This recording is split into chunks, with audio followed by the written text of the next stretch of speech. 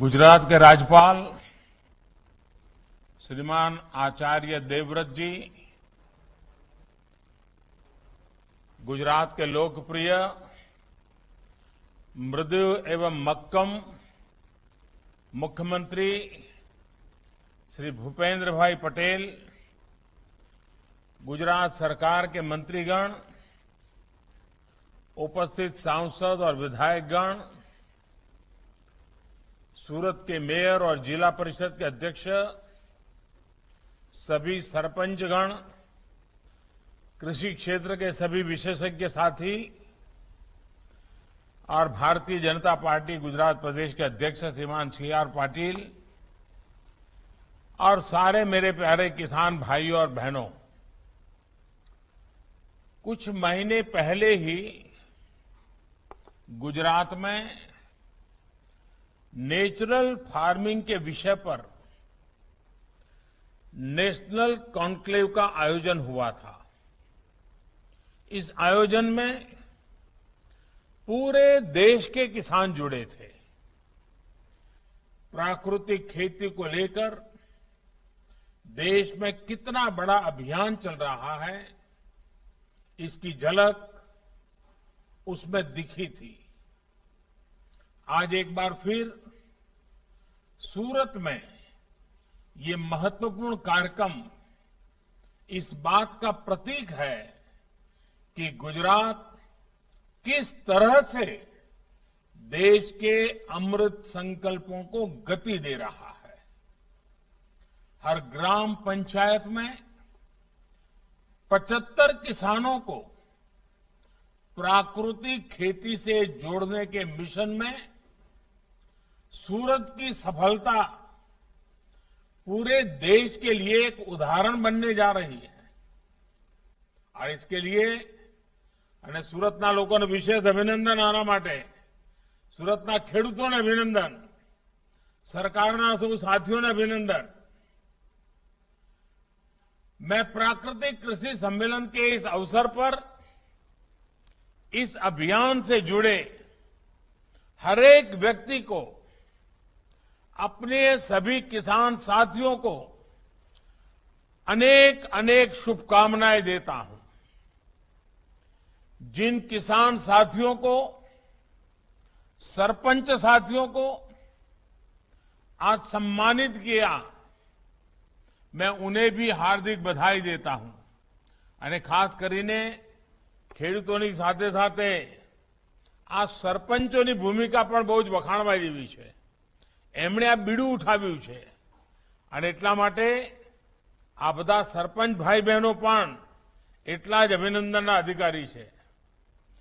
ખેડૂતો તો છે જ, साथियों, आजादी के 75 साल के निमित्त देश ने ऐसे अनेक लक्ष्यों पर काम करना शुरू किया है जो आने वाले समय में बड़े बदलावों का आधार बनेंगे। अमृत काल में देश की गति प्रगति का आधार सबका प्रयास की वो भावना है जो हमारी इस विकास यात्रा का नेतृत्व कर रही है। विशेष रूप से गांव, गरीब और किसान के लिए जो भी काम हो रहे हैं, उनका नेतृत्व भी देशवासियों और ग्राम पंचायतों को दिया गया है। मैं गुजरात में प्राकृतिक खेती के इस मिशन को लगातार करीब से देख रहा हूं અને પ્રગતિ જોઈને મને ખરેખર આનંદ થાય છે। અને ખાસ કરીને ખેડૂત ભાઈઓ બહેનોએ આ વાતને પોતાના મનમાં ઉતારી છે, દિલથી લીધી છે। એનાથી કોઈ બીજો રૂડો અવસર જ ના હોઈ શકે। सूरत में हर गांव पंचायत में 75 किसानों का चयन करने के लिए ग्राम समिति, तालुका समिति और जिला समिति बनाई गई।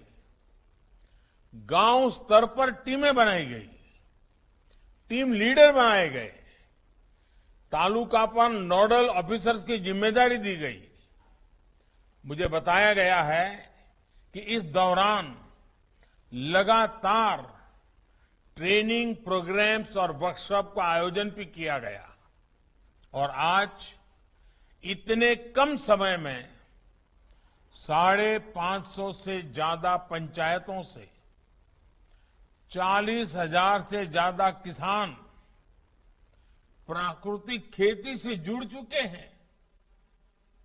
यानी एक छोटे से इलाके में इतना बड़ा काम,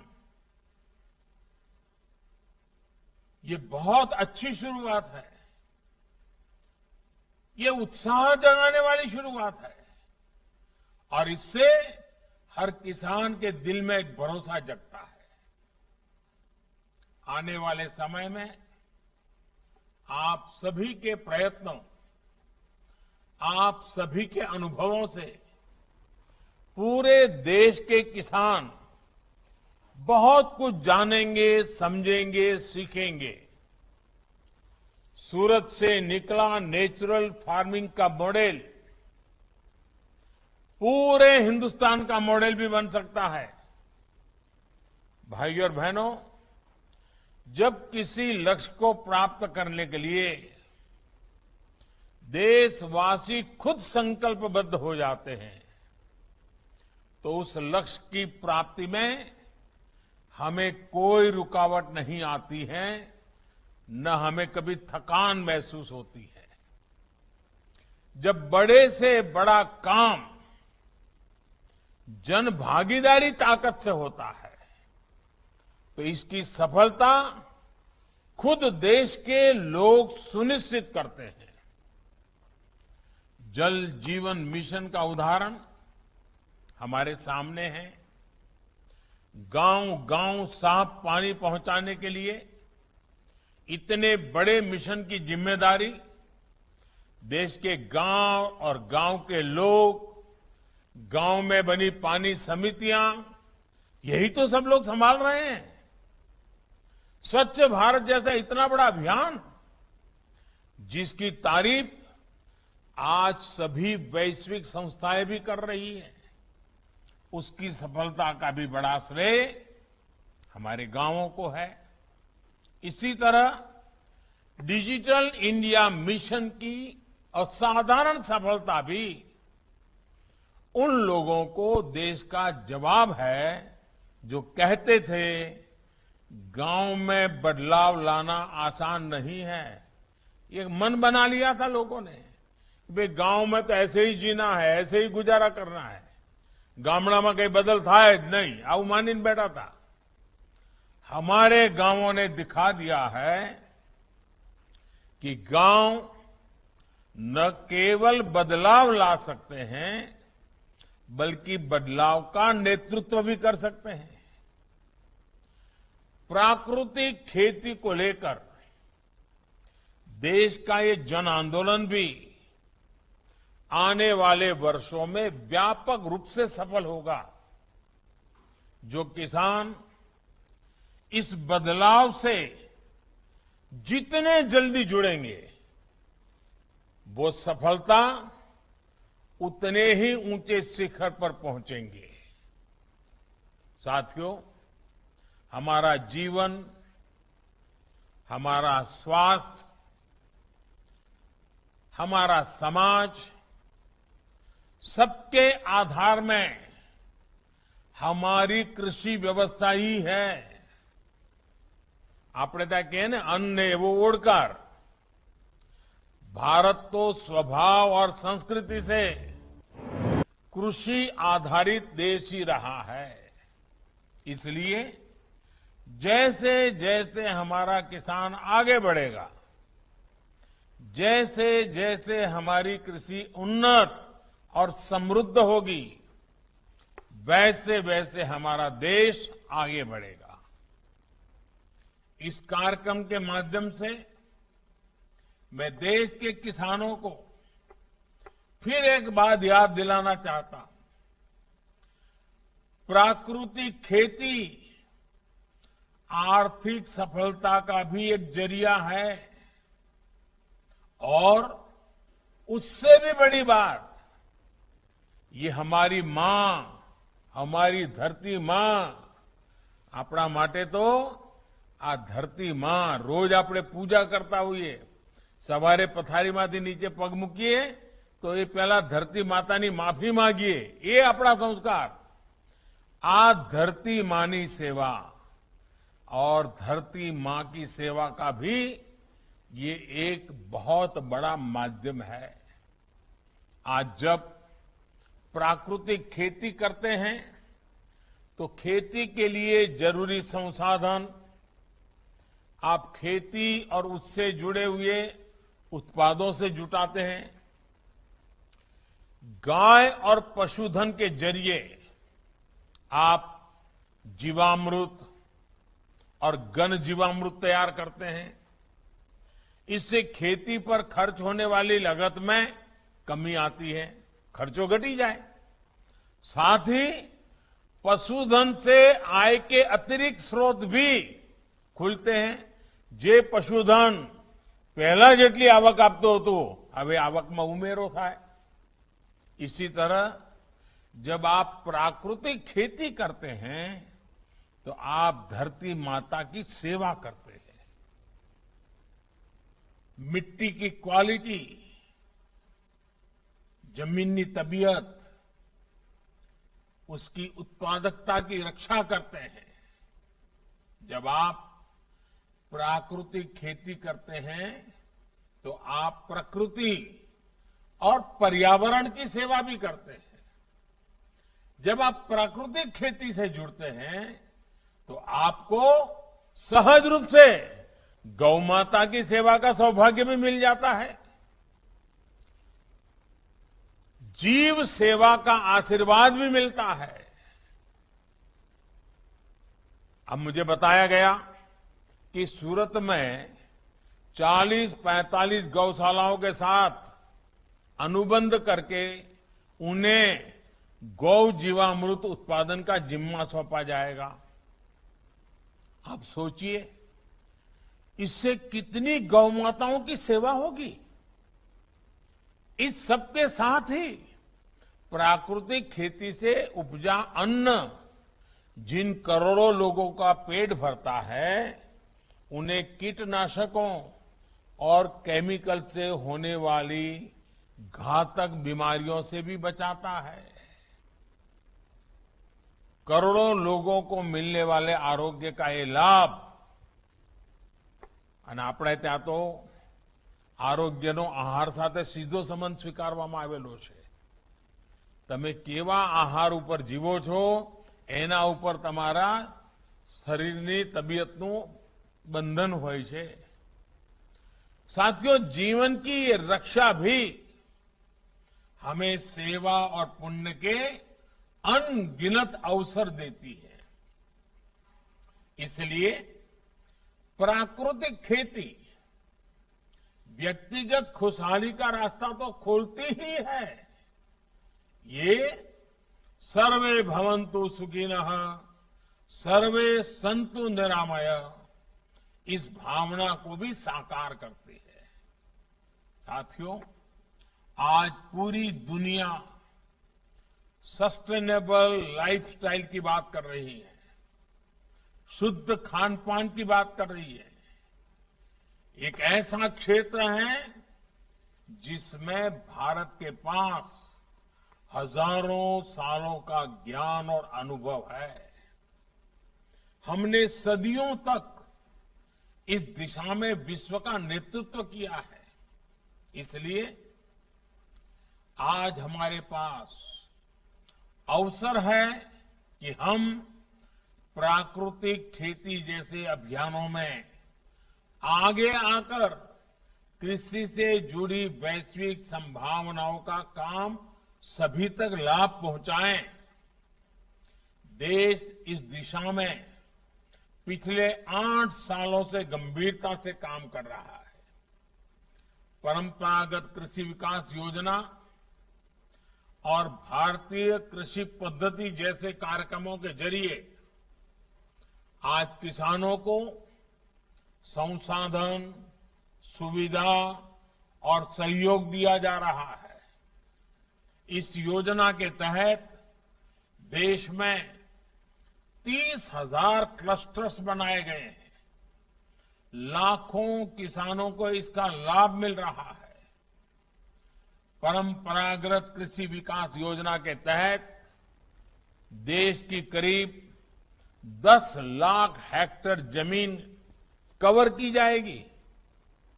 हमने प्राकृतिक खेती के सांस्कृतिक, सामाजिक और इकोलॉजी से जुड़े प्रभावों को देखते हुए इसे नमामि गंगे परियोजना से भी जोड़ा है।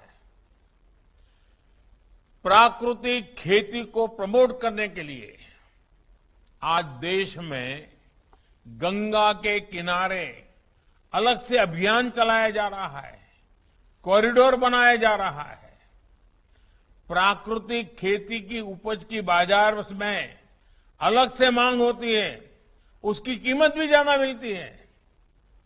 હમણાં હું દાહોદ આવ્યો તો દાહોદ મને બધી અમારી આદિવાસી બહેનો મળી હતી અને એ લોકો પ્રાકૃતિક ખેતી કરે છે.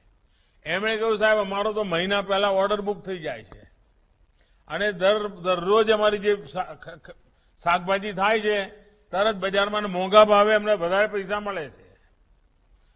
જે રીતે ગંગાની આજુબાજુ 5-5 કિલોમીટર પ્રાકૃતિક ખેતીનું અભિયાન ચલાવ્યું છે, જેથી કરીને કેમિકલ નદીમાં ન જાય, પીવામાં પણ કેમિકલ પાણી પેટમાં ન જાય. ભવિષ્યમાં આપણે તાપીના બંને કિનારે, માં નર્મદાના બંને કિનારે આ બધા પ્રયોગો આપણે કરી શકીએ. और इसलिए हमने नेचुरल फार्मिंग की उपज को सर्टिफाई करने के लिए, કારણ કે આમાંથી જે ઉત્પાદન થાય એની વિશેષતા હોવી જોઈએ, એની ઓળખ હોવી જોઈએ અને એના કારણે ખેડૂતને વધારે પૈસા મળવા જોઈએ અને એટલા જ માટે સર્ટિફાઈ કરવાની વ્યવસ્થા કરી છે. उसे प्रमाणित करने के लिए क्वालिटी एश्योरेंस सिस्टम भी बनाए हैं. इस तरह की सर्टिफाइड फसलें हमारे किसान अच्छी कीमत पर एक्सपोर्ट कर रहे हैं. आज दुनिया के बाजार में केमिकल फ्री उत्पाद ये सबसे बड़े आकर्षण का केंद्र बना है. हमें ये लाभ देश के ज्यादा से ज्यादा किसानों तक पहुंचाना है. साथियों, सरकार के प्रयासों के साथ ही हमें इस दिशा में अपने प्राचीन ज्ञान की तरफ भी देखना होगा. हमारे यहां वेदों से लेकर कृषि ग्रंथों और कौटिल्य, वरामीर जैसे विद्वानों तक प्राकृतिक खेती से जुड़े ज्ञान के अथाह भंडार मौजूद है. आचार्य देवव्रत जी हमारे बीच में हैं. वे तो इस विषय के बहुत बड़े जानकार भी हैं और उन्होंने तो अपना जीवन मंत्र बना दिया है. खुद ने भी बहुत प्रयोग करके सफलता पाई है और अब वो सफलता का लाभ गुजरात के किसानों को मिले, इसलिए वो जी जान से लगे हुए हैं. लेकिन साथियों, मेरी जितनी जानकारी है, मैंने देखा है कि हमारे शास्त्रों से लेकर लोक ज्ञान तक लोक बोली में जो बातें कही गई हैं, उसमें कितनी गहरे सूत्र छिपे हैं. આપણને ખબર છે, આપણે ત્યાં ઘાઘ અને ભડૂરી, घाघ और भड़ूरी जैसे विद्वानों ने साधारण भाषा में खेती के मंत्रों को जनसाधारण के लिए उपलब्ध करवाया है. जैसे कि एक कहावत है, अब हर किसान जानता है इस कहावत को, गोबर मैला नीम की खली, या से खेत दूनी फली. यानी गोबर आदि और नीम की खली अगर खेत में पड़े तो फसल दोगुनी होगी. इसी तरह की और एक प्रचलित कथा है, वाक्य है, छोड़े खाद जोत गहराई फिर खेती का मजा दिखाई. यानी खेत में खाद छोड़कर फिर जुताई करने से खेती का मजा दिखाई पड़ता है, उसकी ताकत पता चलती है. मैं चाहूंगा कि यहां जो संस्थाएं, जो एनजीओज और विशेषज्ञ बैठे हैं, वे इस पर अपना ध्यान केंद्रित करें, अपनी मान्यताओं को खुला मन से एक बार टटोले। ये पुराने अनुभवों से क्या निकल सकता है, हिम्मत करके आप आगे आइए। वैज्ञानिकों से मेरा विशेष आग्रह है, हम नई नई शोध करें, हमारे उपलब्ध संसाधनों के आधार पर हमारे किसान को ताकतवर कैसे बनाए, हमारी खेती को अच्छी कैसे बनाए, हमारी धरती माता को कैसे सुरक्षित रखे। इसके लिए हमारे वैज्ञानिक, हमारे शैक्षिक संस्थाएं, वे जिम्मेवारी निभाने के लिए आगे आए। समय के हिसाब से कैसे किसानों तक इन सारे चीजों को पहुंचाया जा सकता है, लेबोरेटरी में सिद्ध किया हुआ विज्ञान किसान की भाषा में किसान तक कैसे पहुंचे। मुझे विश्वास है कि देश ने प्राकृतिक खेती के जरिए जो शुरुआत की है, उसने न केवल अन्नदाता का जीवन खुशहाली होगा, बल्कि नए भारत का पथ भी प्रशस्त होगा। मैं काशी क्षेत्र से लोकसभा का मेंबर हूं, तो मेरा काशी के किसानों से कभी कभी मिलने का जब भी मौका मिलता है, बातें होती हैं। मुझे आनंद होता है, मेरे काशी इलाके के किसान प्राकृतिक खेती के संबंध में काफी कुछ जानकारियां इकट्ठी करते हैं, खुद प्रयोग करते हैं, दिन रात मेहनत करते हैं, और उनको लगने लगा है कि अब उनके द्वारा जो पैदावार हुई है वो दुनिया के बाजार में बिकने के लिए तैयार हो गई है। और इसलिए मैं चाहूंगा, और सूरत तो ऐसा है, शायद ही कोई गांव ऐसा होगा जहां के लोग विदेश में न हो। सूरत की तो एक पहचान भी विशेष है, और इसलिए सूरत का इनिशिएटिव ये अपने आप में जगमगा उठेगा। साथियों, आपने जो अभियान उठाया है, हर गांव में 75 किसान, और मुझे पक्का विश्वास है कि आज भले 75 का आपने लक्ष्य तय किया है, हर गांव में 750 किसान तैयार हो जाएंगे, देखना। और एक बार पूरा इलाका इस काम के लिए हो जाएगा, तो दुनिया के जो खरीदार है ना, वो हमेशा एड्रेस ढूंढते ढूंढते आपके पास ही आएंगे कि भाई यहां पर केमिकल नहीं है, दवाइयां नहीं है, सीधा साधा प्राकृतिक उत्पादन है। तो अपने स्वास्थ्य के लिए लोग 2 पैसा ज्यादा देकर के माल ले जाएंगे। सूरत शहर में तो सारी सब्जी आप ही के यहां से जाती है। अगर सूरत शहर को पता चलेगा कि आपकी सब्जी प्राकृतिक खेती की है, मैं पक्का मानता हूं कि हमारे सूरती लोग इस बार का उद्यू तुम्हारी प्राकृतिक खेती नहीं है, सब्जी में बनावता શિયાળામાં જોજો। અને પછી બોર્ડ માર દે સુરત વાળા તો કે ભાઈ પ્રાકૃતિક ખેતી વાળી સબ્જીનું ઉદ્યુ। તમે જોજો એક નવું બજાર ઉભું થઈ રહ્યું છે। સુરતની પોતાની તાકાત છે, અને સુરત એકવાર બરાબર જો એને પહેલ પાડી દે ને, જેમ ડાયમંડ ને પાડે છે એમ, તો બધા લોકો સુરતમાં આ જે અભિયાન ચાલી રહ્યું છે એનો લાભ લેવા આગળ આવશે। આપ સૌ વાત કરવાનો મોકો મળ્યો, આટલું સરસ તમે અભિયાન ઉપાડ્યું છે, ફરી અભિનંદન આપું છું। और इसी के साथ आप सभी का एक बार फिर से बहुत बहुत धन्यवाद।